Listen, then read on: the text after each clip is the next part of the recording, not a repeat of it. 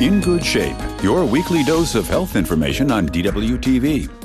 Find out more about what's new in medical treatment, alternative medicine, as well as nutrition and beauty. Medical professionals, therapists, and counselors are in our studio every week to offer their expert advice on In Good Shape. Treating sinus infections is the area of expertise of our guest in the studio today, Dr. Marc Bloching from the HELIOS Hospital here in Berlin. Thank you very much for joining us, Dr. Bloching. Thank you. Now, having a headache and a blocked nose are common to a cold. How do I know when I have sinusitis?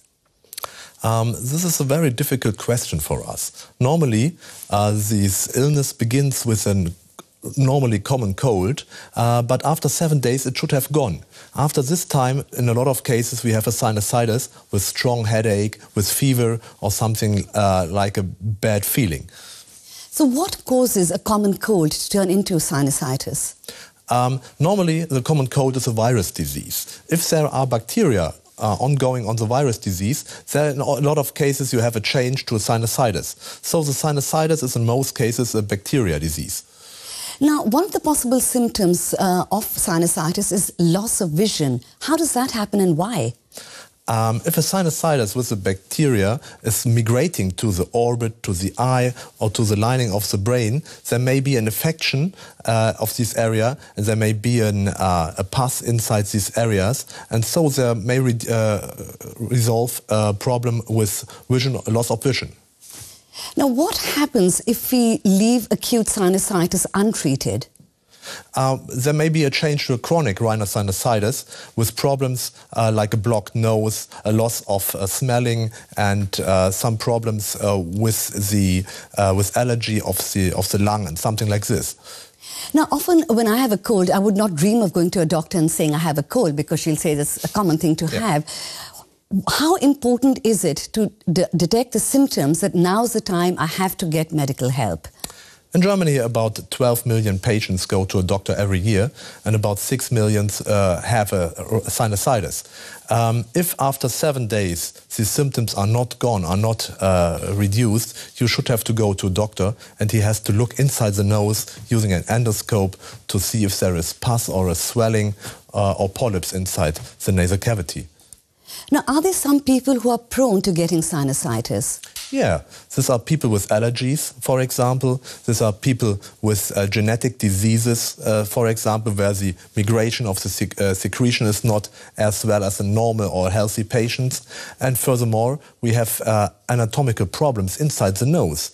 There may be, for example, a deviation of the septum or a blockage of the natural entrances to the sinuses. This may lead to a chronic infection of the sinuses.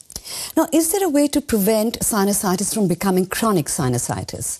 Yes, if you have a normally common cold, you have to treat this common cold with decongestive air drops, for example, for a time up to 10 days. And furthermore, you have to use saline irrigation of the nose to reduce the bacteria, to reduce the biofilm inside the nose. This may help. Dr. Bloching, in your opinion, which patients with sinus infections should consider surgery? We have divided these patients in two groups. On the one side, we have the patients with the acute sinusitis. In these patients, if there are problems with the eye or loss of vision or lining of the brain is infected, we have to perform surgery acute. We have to open the sinuses, we have to remove the pus inside the sinuses to reduce the problems with the infection. On the other side, we have the patients with a chronic sinusitis. In these patients, we have primarily to treat conservative. We have to take corticoids for the nose. That's cortisone. Cortisone, yes. Yeah. Mm-hmm. We take cortisone for the nose to reduce the polyps and to reduce the inflammation in the paranasal sinus. After 1 year, if the symptoms are not gone or good reduced, we have to perform surgery. And in these cases, we normally use nowadays minimal invasive surgery using small endoscopes and very smooth instruments. Now, there are different surgical procedures available on the market. How do I know what's best for me? best is the minimal invasive. I think about 10 years ago there have been very rough methods to open the sinuses.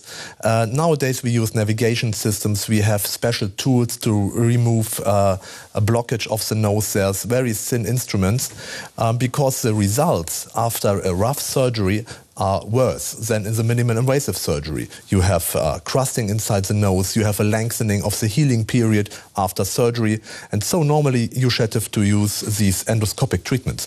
So after a person has gone through surgery, what are the chances that they'll be cured permanently? There are very good chances in the acute forms, and the chronic forms of the chronic rhinosinusitis are a little bit worse results. There are also a lot of groups with patients, the allergic patients have a worse result than the patients with the chronic bacterial sinusitis. We cannot give a very good answer here. Acute patients have a very good chance to be healed. Now, aside from surgery, what are the other ways to treat chronic sinusitis? We have to take cortisone for the nose. Furthermore, there are some methods with herbs, for example, you can use to remove the swelling inside the blocked nose.